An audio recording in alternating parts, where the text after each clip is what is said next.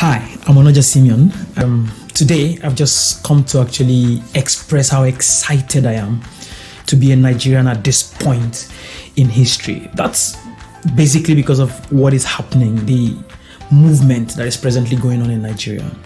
And I also want to use opportunities to appreciate and to thank all the big voices and all the big names and all the people across the world who have added their voices. It's making much impact. The movement is making sense. Like we would say back in Nigeria, it makes sense. Now, the truth is, what is happening in Nigeria is beyond SARS, it's beyond SWAT, it's beyond police brutality. This is the simmering of a situation that has been heating up for many years now. And I don't want us to say it's political or it's because of a certain section of the country is leading and all of those other side distractions I keep hearing. No, it's beyond that. What's happening is the simmering. I chose that word simmering carefully because simmering shows that there's something else that would still happen if nothing is done. So when something simmers, after that, it will most likely boil. And boiling in itself can be very dangerous. Boiling in itself can be a dangerous process. But the more scary part of it is, it doesn't just end with boiling. After boiling, there is the possibility of an explosion.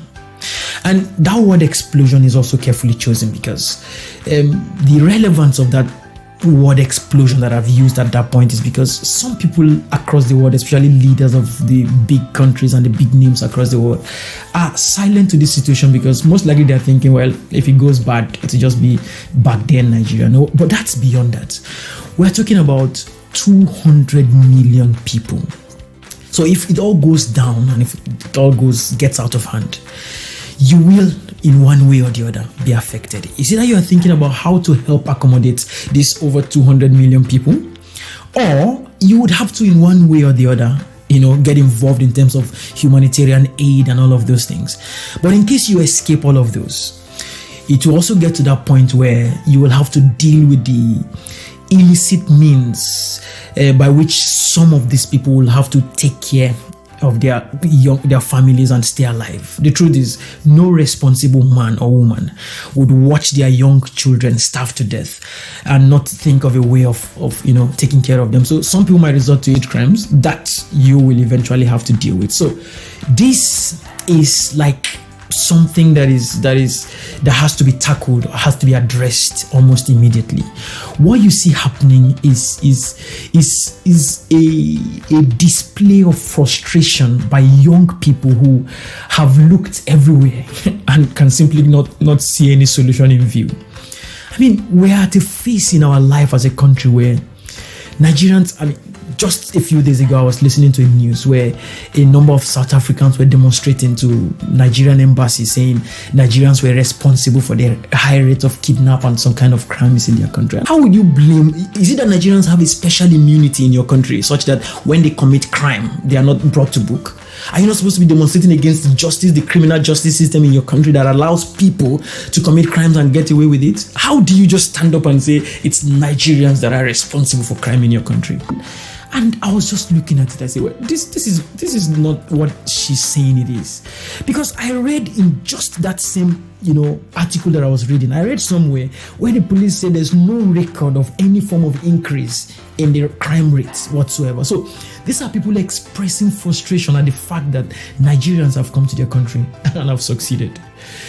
Back in Ghana, I was reading the news how Nigerians were being attacked in Ghana all over the world. Nigerian youths people are getting frustrated, and it's getting to that point where people feel like, well, anything will go happen, make it happen. As in, like, whatever will happen should just happen. I saw a video of young men stark naked demonstrating and walking around on the street. Do you know what it means for a young boy in the age of, say, 20 to 27 to strip himself naked and start walking on the street? That's like that's what you do when you get to a point where there's nothing else to do. That's what you do. And so every of these young people you see on the street have one or two stories to share of how frustrated they are. I sitting here If I start sharing my own story, I mean, it will take a whole week. I'm a young man who went through untold hardship to get myself educated. Only for what to happen? For one governor to wake up one afternoon and say I have been sacked. More than 3 years now, that case is still on. And a governor of a state, in fact, the youngest governor now in Nigeria, Governor Yahya Bello, waking up one day and saying a trade union, the academic staff union of universities, Kogi State University chapter, is hereby proscribed, and that the over 130 lecturers who were at that time striking have been sacked. And 3 years down the line, how these lecturers feed, how they feed their family, how they survive, how they've stayed alive, only God knows. And you don't expect such people to get so frustrated and take to the streets? I mean, there are things that you just listen to and you just be like, God, how did I find myself in this kind of state? And you see, you will not really understand what this means until I tell you how I was able to get to a point where I could call myself a lecturer. I'm a young man who went through unimaginable hardship to be able to get myself educated. From the young age of 10, I've started doing hard labor. And by hard labor, I'm talking about one of the things I remember doing at that age was, we used to pack and sell sand. We go into rivers, collect sand, take it outside and sell and get money to pay school fees and buy clothes and feed and all of these things. I remember one instance where the river got to this level. I'm talking about a 10 years old boy. The river level getting to this, my shoulder level, where I was struggling to get sand out and to go sell. All through my secondary school years, I was farming for people and getting paid to make sure I could put myself in school. Yes, I had support from siblings and all of that, but all of these things were things I was still doing. And then it doesn't just end with the fact that one had to go through all of this. My primary and my secondary school, I would trek or walk from Romi, for those of us who are familiar with Kaduna State, to Kakuri for my primary education and secondary education.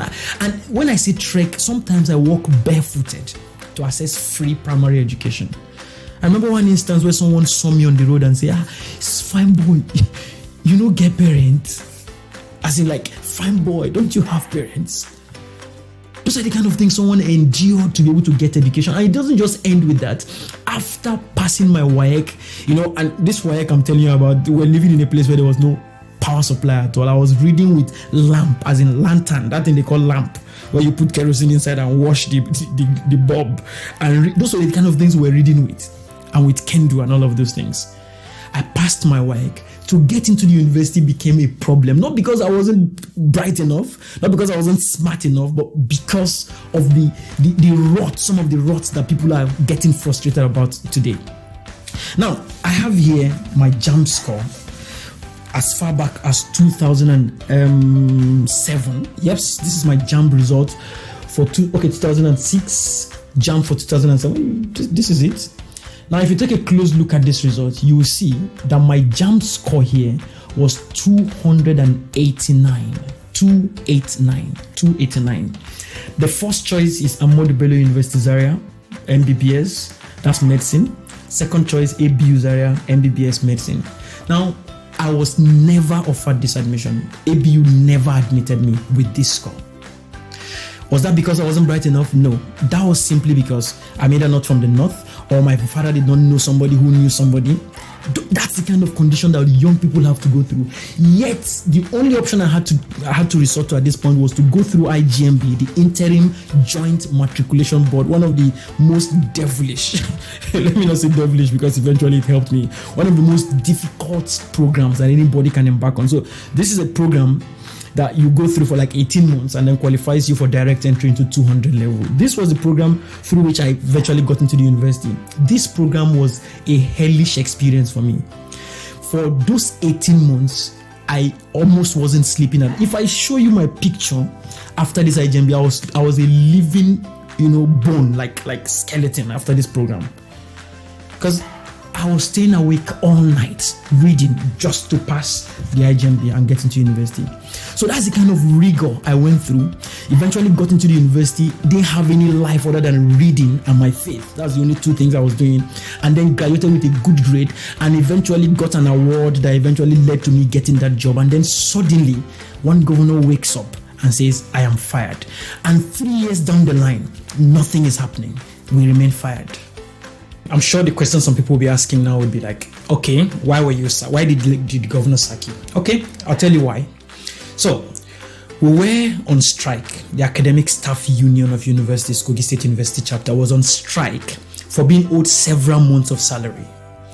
So in the first place, I don't know how you would expect someone who, lecturers, people who, some of them have 5 children, some 2, some 8, some 7 children, would come to work for 30 days and not be paid for next 1 month, 2 months, 3 months. And yet people complain that lecturers extort money from students and all the lecturers. And these things were happening. A few of us who had some integrity left, who wouldn't take part in these things, were suffering. And so the union went on strike. And then there were a series of negotiations with the government and all of those things. But eventually it got to a point where instead of continuing the negotiation, the government said, if you do not resume, sign the register and resume in so and so date, you are hereby sacked. Now at that point, I was like, should I sign? Should I not sign? Because I had a wife and kids to feed. The question now is it just about me or is it beyond me? Should I go on and sign? If I sign, what happens? What kind of legacy am I leaving? I'm this kind of lecturer who would stand before my students, and I don't just teach physics. I talk to them about life. I motivate them. I speak to them about life in general. And here was I, face to face with a test in life. I remember the head of department at that point calling me specifically and saying, Onoja, everybody in the department is signing and resuming. You have to sign and resume. And I told myself that I cannot do that. This is a union that I've always stood by, a union that I've always stood with all through. And then suddenly things get tough, and then I turn my back on the union. Of course, my colleagues who went ahead to sign would have their reasons, but eventually 120 of us refused to sign. I was the only one from my department who did not sign. And the governor said we had been sacked. And like I said, 3 years down the line, nothing has happened. This is supposed to be an open and short case. How in God's earth does a governor have the right to proscribe a trade union? This is something that the military dictator, the one everybody calls the Nigerian dictator, Abacha, tried and did not work. Then a democratically elected governor has gone ahead, done it 3 years down the line, and nothing has happened. I mean, recklessness and impunity, all manner of misbehavior, people getting away with it. And you said people should not get frustrated and get to this point where they are willing to give anything for it. That's just my own part of it. I, after the whole thing, have been privileged to eventually go to school. There are several people who did not even end up. So after several years of writing JAMB and not being admitted, they just gave up and let the whole thing be. My elder brother, as I speak with you, has graduated from the university for how many years? Close to 10 years. He has not earned a dime. He graduated with a 2-1 in geology. Until date, he has not gotten a job, not once. He hasn't earned a dime from that degree that he has gotten after going through all of this. So these are the kind of frustrations that young people are expressing today. This has got nothing to do with politics or with any of these things that people are trying to insinuate. This clearly is the boiling over of an age or of age-long of frustration. It's coming to a point where we all have to stand up and do something. Not just at home, all over. It has come to that point where we can no longer continue to remain the way we are. And so this for me is a wake-up call to those who are presently in position of authority. This is not something you should take as a personal attack on your leadership. This is something that has been existing long before you came. You are just privileged at this point in time to be in a position to be able to do something that will cause history to remember you. The solution is out there. Experts have come out to talk about things that can be done to change everything, restructuring and all the confab and all the things we've done. In fact, everything we need to right the wrongs are in place. It's just the will and the willingness and the decision to put these things to action. I don't even know where to start talking about it from. Is it the police brutality? Is it the corruption in the system? Where do you want to start from? Is it the judicial system that is presently not working? Is it the system of government that is obviously not working, too expensive? I mean, if we must have a Nigeria, if we must have a country that we want to continue calling our home, something has to be done urgently and quick. And for those young people who are out there saying it's because it's the North that is leading, it's political and it's all of that, please, this is beyond that. The question you should be asking yourself is, 10 years from now, will my children have a country they can call theirs? 20 years from now, will that place you call Nigeria at the moment still be worthy of calling home or a country? Those are the kind of questions we should be asking ourselves. So, once again, I am more than proud to be a Nigerian in this age and time. Aluta continua.